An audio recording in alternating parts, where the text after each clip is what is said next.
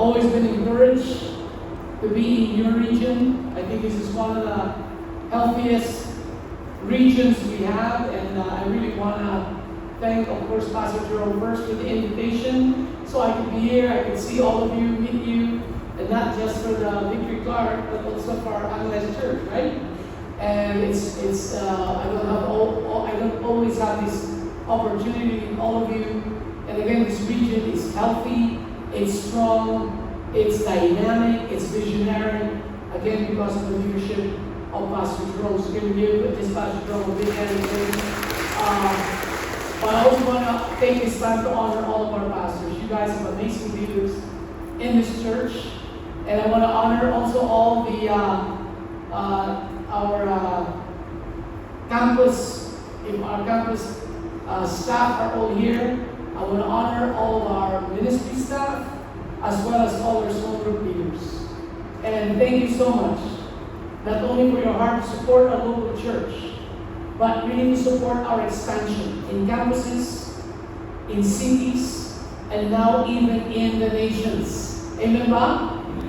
You know, that exhortation that we heard today from Pastor Gab is parang isipin natin ang bigat naman, pick up your cross daily. But in the light of what God has done for us, that is absolutely nothing. It pales in comparison. Amen? That's why Romans 12:1 also says, as conversely, that in view of His mercy, our most reasonable response is to surrender, to offer our bodies to God a living sacrifice. Out of what? Gratitude. Out of worship. You know, iba yun eh. It's different serving God when you know you are doing it out of worship, out of gratitude, not out of guilt, not out of obligation, not out of religion, but out of a living relationship with Jesus. So I'm very encouraged to be with you all today, especially to also address our subject, our topic today, Commission to Go. It's more than just a slogan, it is more than an expression, it is a declaration. Amen? The Great Commission is not one of the many assignments of the church. This is the assignment. It defines who we are and what God has called us to do together. In this next slide, you will see our mission. We are a global family of churches that exist to honor God by establishing Christ-centered, Spirit-empowered, and socially responsible churches and campus ministries where? In every nation. By the grace of God, we are now in 80 countries. We are now in 80 countries. Many of you are wearing the shirt, Mission 2029. Sabi ko sa misis ko, nakakaya naman, dapat tayo yung sumusuot ng dami nating Mission 2029. We came from a conference that's still ongoing last day today, but we have to leave early to come here to catch our meeting this morning. But that is our response to the Great Commission. Mission 2029, we'll talk a little bit more about that shortly, but that is who we are. We are called to every nation. God has blessed our churches, not only financially, not only spiritually, not only to bless us with leaders, but so we can become channel of blessing to the nations. The Abrahamic covenant is that I will bless you so that you can be a blessing. So the blessing is even finance and businesses, they are redemptive, and the only difference from the world is that when people may have integrity in business and may be diligent in working, but what they make only for themselves. But for us, we are blessed and we recognize, yes, God gave us the ability to make wealth, but the purpose of that wealth is not just for consumption. A big portion of it would be to bless you, to bless your local church, for your discretion, to bless even relatives and others, but primarily so that we can become a channel to be a blessing to the nations of the world. Every nation, we are called to every nation, but even every nation is more than a brand. It is more than a strategy. It is a conviction. A conviction that God wants to reach and disciple every single nation in the world. Which is why outside of the Philippines, we are called every nation. A declaration, a conviction that aligns with the heart of God, which is to reach and disciple every nations of the world. Mission 2029 is every nation's 5-year global expansion strategy to establish campus preaching churches in at least 20 new nations by 2029. So from 81, the goal is by 2029, we should be at least in 100 nations, at least. And I'm telling you, by God's grace, this was launched in March 2025. So it will be 1 year this March. So we're like almost on the 11th month. And already we have launched 5 established churches. Not launched, but already established. The latest one being Ecuador. I think we have it there, the next slide.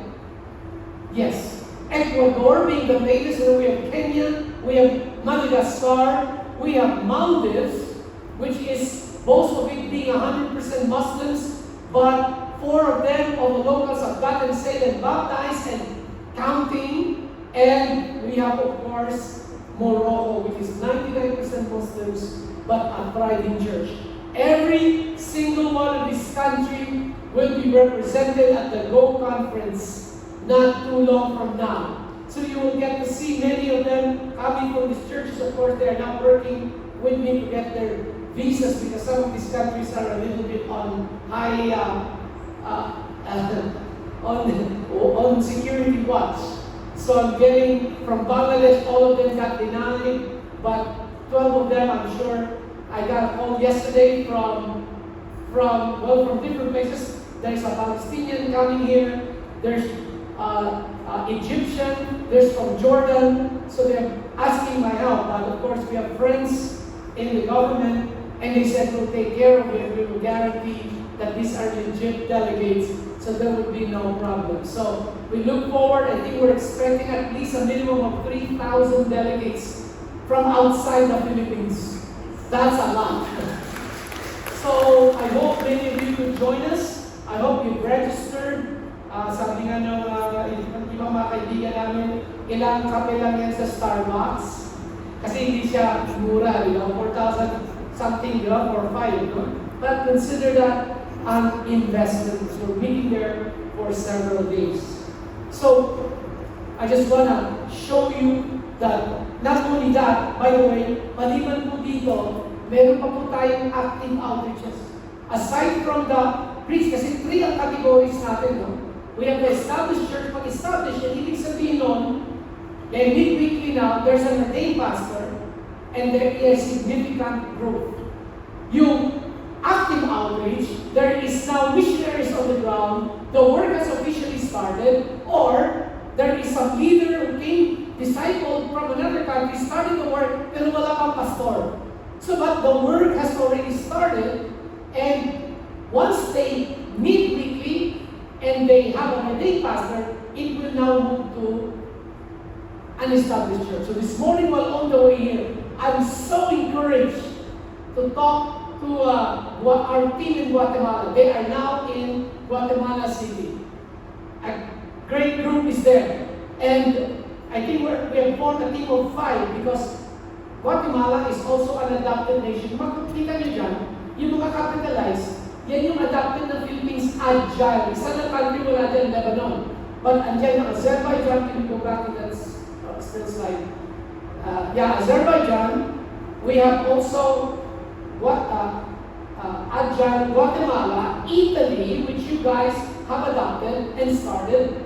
And then we have Lebanon that's not there. It is in the Uganda outreach. And then we have Egypt on the top. So these are the nations that's owned by the Philippines. And I'm so happy that for the first time outside of Manila, you guys are adopting and spearheading the church fund, not in Asia, but in Europe. That's in Italy. I don't want to give the Lord a big hand. Let's all get behind this initiative. Praise God. So at this juncture, I want to revisit. Oh, by the way, maliban pa pala dyan kasi dinagdag ko pala itong slide, no? Maliban pa sa 20, meron pa tayong 28 na planned outreach. Makikita niyo dyan, ayan po. 28 po yan. That, ang ibig sabihin naman ng plan, it's been adopted. Meaning, like Africa, South Africa said, we will get Rwanda, we will get Lesotho, and we will get Tanzania. Australia says, we will get Greece. I was just in Canada, they said, we will get 2, Cyprus and Vanuatu, an Pacific island nation. I was just in January in Orlando, Florida, and we strategized. High Point Church adopted 2 nations, and that is Jamaica and Cuba, which we are going to start this year. Jamaica and Cuba. So, super exciting because these are, pag in-adopt na siya, ibig sabihin na, mag-i-scout out na sila, pagpaplanuhan na nila, paano i-plant yung church. So that's why it's planned. But when the team lands on the ground and work starts, it becomes active outreach. And then when they start weekly with an ordained pastor, it becomes a church. Claro. So I really pray that many from this city, you are a cosmopolitan city. At one point, many nations have come here and still do. Talagang medyo pang-international kayo. Maybe some of you here are destined to go to the nations. Amen ba? Praise God. So we will revisit the Great Commission passage today. The purpose of revisiting is to realign with the Great Commission mandate so that we would be successful in our mandate as we are commissioned to go. But it may be helpful to start with a simple question. What does it mean to be commissioned to go?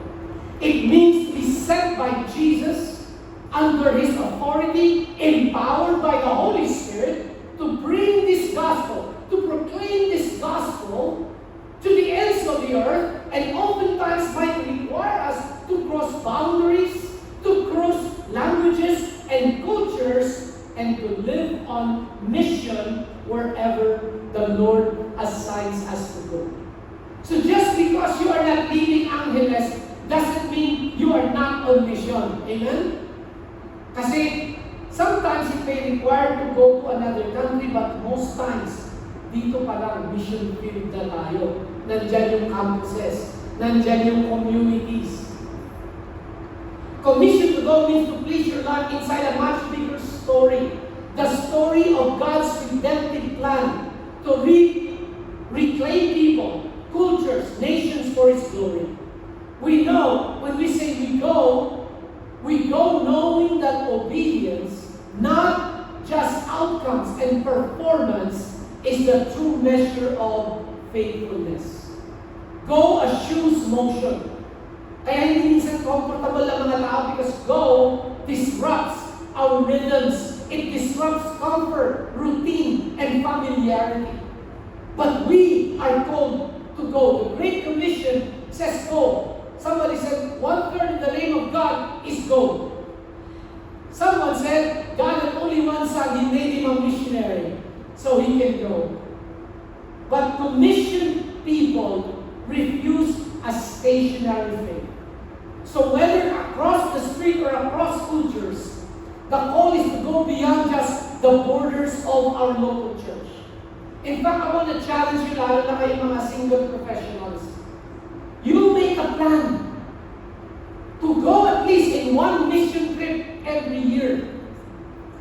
Planuhin nyo huwag magkasakit para gamitin nyo yung vacation leave nyo, sick leave nyo to go to Italy.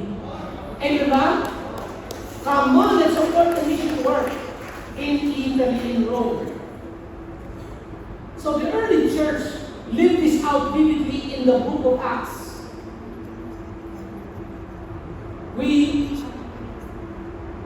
could see this happening, that as the church is being pushed through persecution and led and propelled beyond Jerusalem, Judea, Samaria, to the ends of the earth. So when we think about the Great Commission, it conveys a number of things. One, it conveys most importantly God's love. Because sometimes it can be relegated to just a program, a mission program, an outreach program. Guys, we all love Jesus.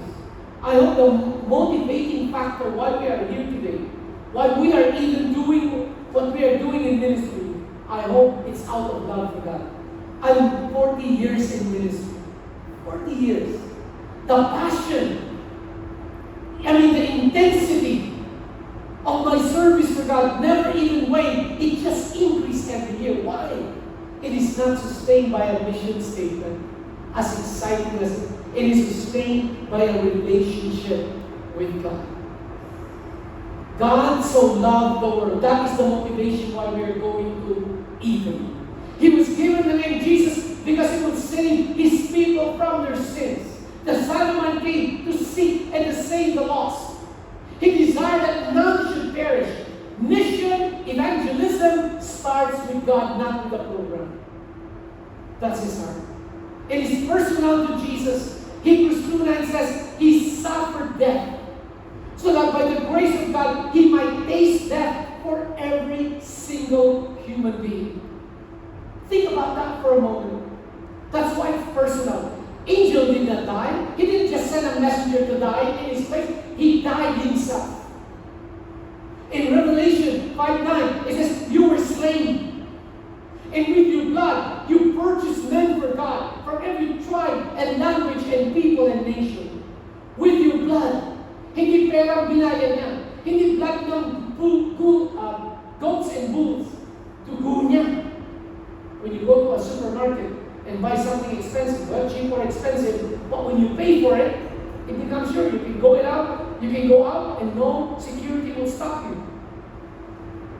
Even if once in a while you go out and the alarm buzzes and the security comes and then you show the receipt, oh, sorry sir, they let you go. You know why? You purchased it. So when the Bible says Jesus purchased all men for God, all human being belongs to God technically. So when we go on a mission, we're not there to, try to recruit. We are there to declare the good news of Jesus Christ because those people belong to God. They deserve to hear the gospel. Amen? Our heart's desire is to see the whole earth filled with the knowledge of the glory of the Lord. To disciple every single nation. Our responsibility, as I mentioned earlier, we've been blessed by God to be a blessing. At one point, we were a mission field, but now God is calling us to be a mission force. If you're an outreach here, do not stay that way. Maybe for a season. I think we'll be launching more churches, more campuses, more seats. Ganun talaga pag beginning. You are the recipient of all the help. Come. Please come help us. But it will not remain that way. We're not just planting a church. We are planting churches. We're not just making a disciple. We are making disciple making disciples. Amen? God's mission does not end with just reaching people. Rather, mission success happens when reached people, tayo po yan, are raised, released, and sent. It does not end in salvation. It ends in mission. What makes life exciting, especially living here on earth, is the fact that we are not just saved to go to heaven, but we are saved for a mission. As far as our mission 2029 impetus is concerned, our strategy is twofold. Number one, work towards becoming apostolic churches. Hindi na tayo apostle, pero part tayo ng apostolic church. Meaning it's a church that always seek to strengthen and seek to expand, whether that's in the campus, in the community, in the nations. So tanggapin niyo na yan. Hindi mawawala sa victory yan. Every nation po tayo. Kaya nga natin tinawag as a leader every nation. Kung hindi tayo seryoso doon, itawagin na lang natin ministry natin, few nations ministry. Or some nations ministry. But to call ourselves every nation, panindigan natin ito, amen? Sabi ko nga kung the Lord will give me more strength, kahit man ako, involved pa rin ako. Sabi ko, Lord, pwede na ako mag-check out ng 150 nations na. See, every nation. At least yun na lang yung contribution natin, amen? Praise God. So seek to be apostolic. When we think of apostolic, two words come to mind. Strengthening, expansion. Minsan yung iba, reluctant sila sa mission. Pilitin pa nga namin. Kaya nga palaguin nyo ang local church. Kasi hindi tayo talaga pwede mag-plan, mag-engage, weak ka. Kailangan strong. Kailangan strong tayo. Kailangan malaki tayo. The reason the Philippines can do so much more than many nations richer than us is because of our sheer number. We have made so many disciples that are so committed. Many are praying. Many are giving. Many are going. Hindi man tayo super yaman, kaya sa dami natin, kaya natin. Amen ba? So that is how we need to have healthy churches, strong churches. Kaya yung mga small group leaders, napaka-crucial ng role ninyo. Kaya nga minsan kailangan nyo mag-mission talaga. Alam bakit? Hindi nyo na-realize the value of freedom that some countries, when they worship, hindi makakalakpak. Tagong-tago sila. Dito, we can do anything, we can preach this, hindi ka makakulong, pero we do not take advantage of it. There's so many people around us that are not even believers, we don't engage them with the gospel. Kaya minsan coming from a difficult country, pagbalik mo, saan na sila? Gusto ko preach ang lahat. Excited ka. Nag-quicken yung compassion, yung burden for lost people. Apostolic churches, I actively identify, develop, and send leaders. They think local and global and expansion at the same time. Second is to mobilize international students. When you reach and empower internationals, they have the potential to return as church planters, o hindi man church planters, as catalysts or missionaries. Bakit? No visas needed, no language barrier, locally. Di ba? Third is engage global initiatives. We want to encourage all our churches to be involved with Mission 2029. In the next slide, you will see 3 levels of engagement: church planting, yun yung ginagawa ninyo. Pero yung ibang maliliit, hindi nila pwede sabihin, ay, palintan po kami, wala kami kakayahan. You can, kailangan pa ng pera to pray, no, you don't need. Everybody can pray, so everybody can be engaged. Even one-time offering, you can sow, you can give, okay? You can plant a church, and then church partnership. You can pray, you can give, you can go, you can even loan a staff. O ito, padala ko sa staff ko, 6 months. O ito, padala ko, 1 year. Yung iba sa inyo, may mga tinatawag na gap year. Yung mga gap year, ano yan, mga in-between jobs, katatapos ng trabaho. O sige, I'll give my life for 1 year, I want to serve pastor. Then you can be deployed short-term missions. Yung iba naman, talagang they will dedicate their life. 1 year, tawag natin naman life year. Hindi lang gap year, life year. Then there's church strengthening, where you are a part of a 10 days mission to what? To strengthen the church, provide training, provide encouragement. How do we get involved? Prayer is one of the major keys. There are 3 asks in Mission 2029. 1, ask for nations, because it adds a sum to 8, ask of me, and I will make the nation your inheritance. So let's be bold to ask Italy as our inheritance. Pag-pray nyo, hanggat maaari, araw-araw ay nag-pray ng Italy, ng Rome, open doors, favor, breakthrough in campus, breakthrough among locals. Grabe kaya ang challenge doon, no? Mga irreligious ang mga tao, despite it being the capital of Rome, Vatican is there, pero grabe, people don't want to have anything to do with church. So we really need for the Holy, then the third point, ask for the Holy Spirit. For a great move of the Holy Spirit. The Bible says, God will give the Holy Spirit to those that ask. God will give workers if we ask the Lord of the harvest to send us laborers. So going back to the Great Commission passage in Matthew 28, our goal is to realign, to fully understand and succeed in our commission to go. The big idea is that our missions becomes powerful, it becomes effective when it aligns with God's purpose, which is what? Make disciples and expand His kingdom. Many believers are sincere. Madami dyan busy. But sincerity and activity alone do not equal alignment. You can be moving fast but moving in the wrong direction. You can be passionate but misaligned with God's priorities. Just recently, yung suburb, many of you have cars na experience nyo ng pagka-wheel alignment. Bakit kaya kayo magka-wheel alignment? Kasi medyo nagwawabol-wabol.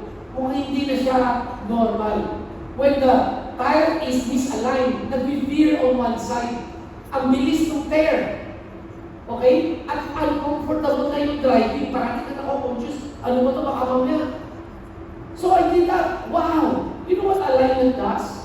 Alignment doesn't create power. It releases power. Nung na-align na pagtakbo ko sa road, wow! Pagka video, hindi align. Ay, hindi pa natakbo. Lipad pala. Sorry. So the same is true spiritually. So for our text, when you see on Matthew 28, I just want to revisit again this text. And if you can just stand to your feet, yung iba tapos na, ako na parang magsimula ng message ko. So at least nagbigay na tapos na introduction, and you all please rise to your feet. It said in Matthew 28, verse 19, verse 18, and Jesus came and said to them, all authority in heaven and on earth has been given to me. Go therefore and make disciples of all nations, baptizing them in the name of the Father, and of the Son, and of the Holy Spirit, teaching them to observe all that I commanded you, and behold, I am with you always to the end of the age. This is the word of the Lord. May God bless the reading of His word. Go ahead and take your seats. Hindi nakakapagtaka bakit tinawag sa Great Commission. Because it's one of God's greatest command to us. Not an option to consider, but a command we should obey. This is also not a seasonal emphasis. Minsan, we talk only of Great Commission or mission pag Mission Sunday. Or minsan, Mission Week. Or minsan, katulad ngayon, Redemption. Mission ang theme ng buong year. It's not seasonal, my brothers and sisters. For the last 40 years, this has been core and central to everything we do. From this passage, we're looking at 4 areas we need alignment to succeed in our commission to go. First area of alignment is aligned with the right authority. Aligned with the right authority. Sino ba ang nagsisend sa atin? Who sends us? And Jesus came and said to them, all authority in heaven and earth has been given to me.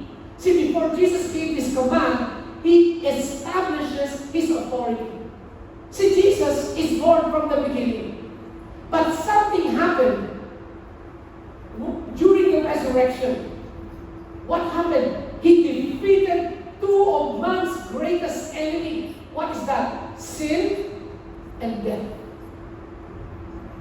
Jesus defeated this in Colossians 2:15. It said Christ defeated all powers and forces. He let the whole world see them being led away as prisoners. This is contemporary English. When He celebrated His victory. What did Jesus do? He disarmed Satan. He made a public spectacle of them.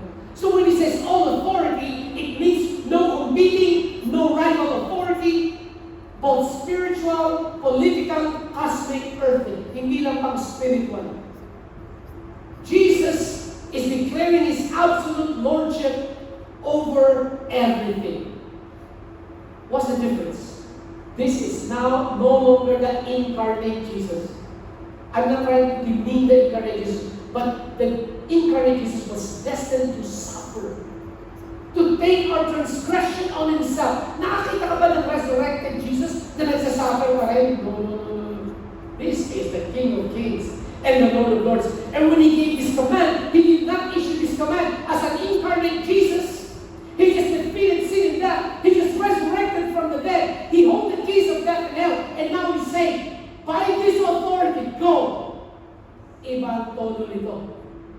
understand me? We are now being backed by the resurrected Jesus. Jesus is declaring absolute lordship. So our mission does not begin with our ideas and passions and strategies. It begins with who Jesus is. Mission flows from authority, not just zeal and enthusiasm. Sometimes we ask the question, what do I want to do with my life? This is a good question, but this is a secondary question. The primary question you should ask is, what do I want to do with my life? No. Yes, that's good to know the destiny and purpose, but the primary question is, what does He want me to do with my life? What does the one with all authority command me to do with my life? Because when our mission is aligned with the authority of Christ, we move with confidence, we endure opposition, and we can persevere in difficulty. Malaki pong difference ng ambassador at volunteer. Ambassador represents a government. Kahit na Harvard graduate pa yan, kahit na ang galing-galing pa yan magsalita, he does not speak with his authority, but rather he speaks on behalf of who sent him. Mga kapatid, hindi po tayo volunteer. We are all ambassadors of Christ. That's why when we stand in the campus, when we do Bible study, we are not looking at our ability. We are looking at the authority we are standing on. We are speaking as ambassadors for Christ. Amen? Pag binigyan kayo ng opportunity, kahit pag-pray lang sa opisina ninyo, you stand there with boldness and pray and speak the Word of God. Huwag nyo lang nagdagan na, and please feel free to edit. Okay. Yun talaga masinsinang prayer. Amen? Number 2, second area of alignment is aligned with the right assignment. Kaya nga aligned with the right authority. Who sent you? You're ambassadors of Christ. This time, assignment. What are we going to do? Very clear. Make disciples of all nations. Discipleship is the mission, not the byproduct. The church do many things. We run services, we do small group outreach events, campus ministry, church planting, social responsibility. But at the end of the day, these are means to achieve a greater end. And that is to make disciples. It's about people, it's not program. The mission is making disciples of people. What is a disciple? It's not a program, it's one who follows Jesus, fellowship with believers, and fish for lost people. It's a relationship with God so that we love God with all. We teach people to love God, to align their lives with God, to also serve with fellow believers. Because Scripture commands, the second commandment, most important commandment is to love your neighbor as yourself. Love people. And this is what I love about honor God, make disciples. Honor God, love God. Make disciples. Peter said, if you love me, feed my sheep. Take care of my sheep. That's discipleship. As loving people. Second, so why do we make disciples? Just very quickly, because it forms Christ-likeness. This is the goal of discipleship. Yes, information is important, but our goal is transformation. The goal is for people to become more like Christ. Christ-likeness is the goal. To help people think, love, and live like Jesus. Second, establish spiritual foundation that helps believers stand firm amidst trials, false teaching, deception, cultural pressures. In the parable of the sower, soil is tested. The seed is tested sometimes because it was planted on shallow ground. When testing comes, they wither. Kailangan discipleship will cause you to be strong. There is no such thing as a storm-free life. But our lives are supposed to be designed as a storm-proof life. So that when storms and shakings and all of these comes, wind blew and beat against the house, it will withstand the storm, the typhoon, because it is built on Jesus. Third, the disciples obey Jesus' teachings. Ito na yung exhortation sa atin kanina. Pick up your cross daily. surrender, which means obey. Fourth, at inilagan, but that also means integrate faith in everyday life. Hindi na tayo Kristiyano pag linggo. Hindi na tayo active and super excited kay Jesus pag linggo. Real Christianity is proven out there in the real world. Monday, Tuesday, Wednesday, Thursday, Friday, Saturday. Kaya strong tayo. And fourthly, clarifies identity and calling. Disciples help believers understand who they are in Christ, that they are saved for God's purpose. Hindi po kayo aksidente, ay na milyon ng tao sa Pilipinas. You are not just a face in the crowd. You are unique. There's no one like you on the face of the earth. You are special to God. You are not defined by education, by your looks, by how much money you have. God destined you for greatness. Amen? And finally, equips believers for ministry and mission.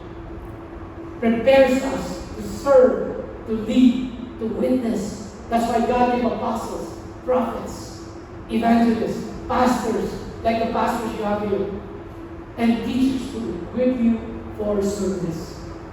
The scope of the mission is clear. All nations, not some, not few, but all. Not just the ones we like. Christianity was never meant to be tribal or nationalistic or comfortable. God's heart moves for campuses, cities, nations. Some of you here have experienced what ripple effect is. Pag nagtapong ka ng flat na stone sa rivers, especially still waters, makakita mo yung ripple effect. The impact point is small, but the ripples expand outward. Ganyan po ang discipleship. Never underestimate the people you disciple. You disciple one life, it has ripple effect on so many other people's lives. One disciple can reach a campus can reach a city can reach a nation. Third alignment to succeed in our commission to go is alignment with the right process. What is that? Verse 19 says, baptizing them, teaching them. Baptizing speaks of what? It's not a ritual. It speaks of identity and belonging. Hindi ko alam kung ilan sa inyo dito naging fratman at one point.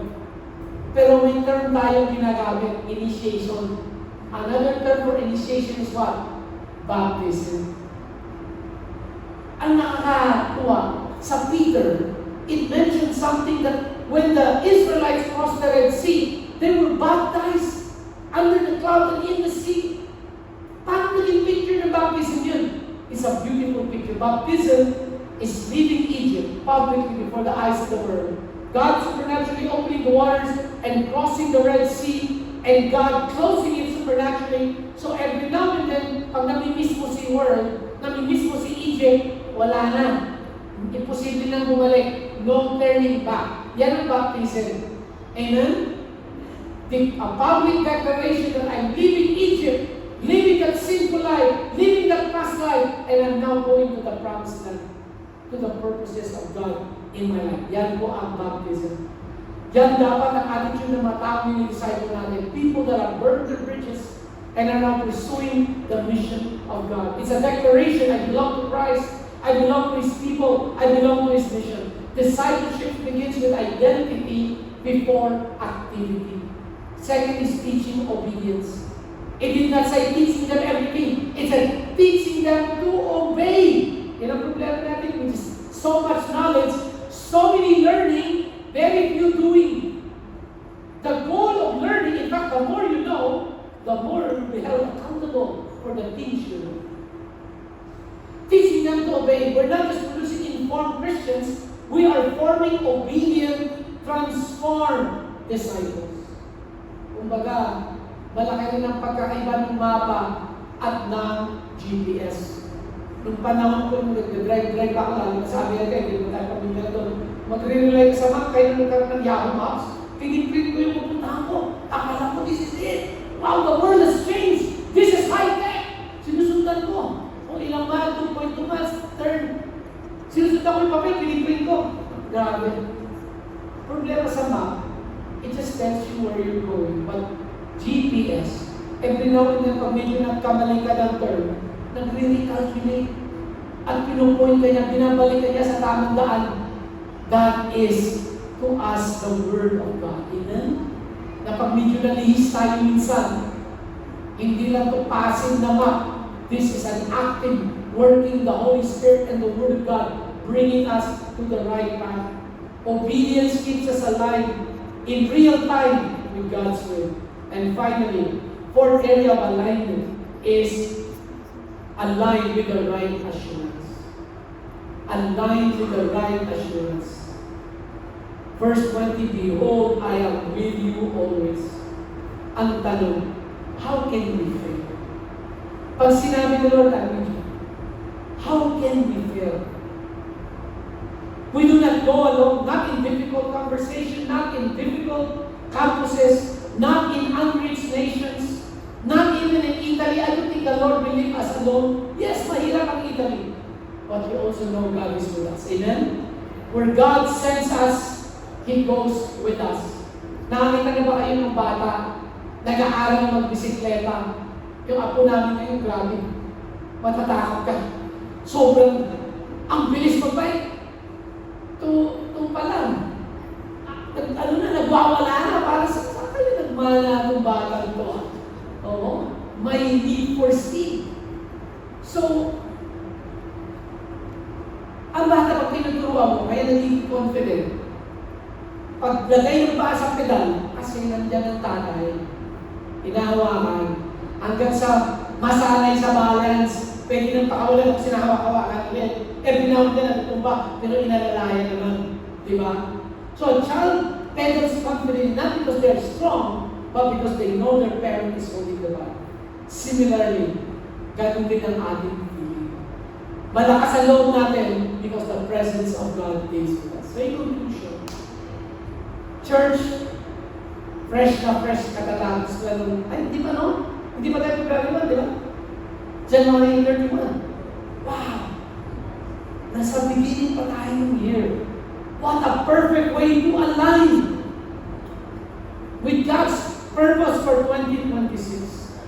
Alignment is not about adding something new. It's realigning with something eternal. If our hearts are aligned, character is aligned, plans are aligned, but if our vision is misaligned, we can still drift from God's purpose. So I leave you with these 3 alignment questions. Am I submitted to Christ's authority? At bulay-bulayan na natin ito as we go. Am I aligned? Am I really under His Lordship? Kung sa bibig mo mag-pray, Lord, not my will, but let your will be done. Kayo ba pinag-pray yung Lord, i-close mo lahat ng door, kahit gusto ko pa. Pag hindi mo yan will, sara mo Lord, please. And only open the doors that are for you. Yan ba lumalabas sa bibig natin? Pag yan ang prayer mo, Lordship yan. Lord, you're my boss. Amen? Not my preference. Not my will. But let your will be done. Pero ito naman yung beauty. Ito yung paradox ng kingdom. It's when you lose your life and abandon your life that you find life. Para bang, pag sinabi mo na kay Lord, Lord, all out ako sa iyo. Sinabi ni Lord, now, pwede mo na ibigay sa iyo. Pwede na katabigyan nito. Kasi your heart is not divided. Amen? It's when we go after things that the Lord is worried. Seek first my kingdom and my righteousness. Kung lahat ng gusto mo, bibigay ko to. Pero align, heart mo, align. Dapat sa tamang lugar. Second, am I actively making disciples? Not just attending church. Brothers and sisters, the greatest legacy of our Christian life is not just what we know about the Bible, our spiritual disciplines, it's the lives we touch for God. 25 to 2026. Pag-isip-isip tayo ng 2 at 3. Lord, sino ba sa buong taon na to ang gusto mong i-reach out ko? Sharean mo ng gospel, i-disciple ko, Lord. Matindi. Sabi nga sa Malating Requirement says, pag meron na kayong isa, na-lead kay Lord, ma-disciple, your life will have mattered for all of eternity. Kahit isa lang ang na-impact sa buhay mo. Ganun ka-importante ang discipleship. Amen? Pangatlong tanong, is my life moving outward toward God's kingdom? Hindi lang puro incline. Hindi mo kailangan pumunta sa Italy. Maybe crossing to your neighbor. Maybe starting a small group in your campus, in the office. Outreach na rin yan. Outward yan. Beyond the four corners of the church. So mga kapatid, I'd just like to close with this statement. When your mission aligns with God's purpose, your life gains clarity. Yan ang kailangan natin for 2026. When your mission aligns with God's purpose, your faith gains power para alignment ng kotse. Ibang klase. Tulid. Ang sarap mag-drive. And then your obedience bears fruit. So let's align this year. God's kingdom may expand. Disciples may be made. And ultimately, the name of Jesus will be glorified. Father, thank you for these precious brothers and sisters of mine. Thank you that in their heart they are disciples of Jesus. Thank you, Lord God, that in their confession they say, Lord, not my will, let your will be done. But I pray that you remind them that what we do is not duty and obligation, but an outflow love relationship with you. Father God, I pray every one of us, let's, Lord God, help us to realign our hearts. Let love of God be the main foundation for everything that we do. As we are commissioned to go to the campuses, the communities, to cities, to municipalities of Pampanga, and to the nations of the world. I commend them all into your grace. In Jesus' name we pray. And all God's people say, Amen.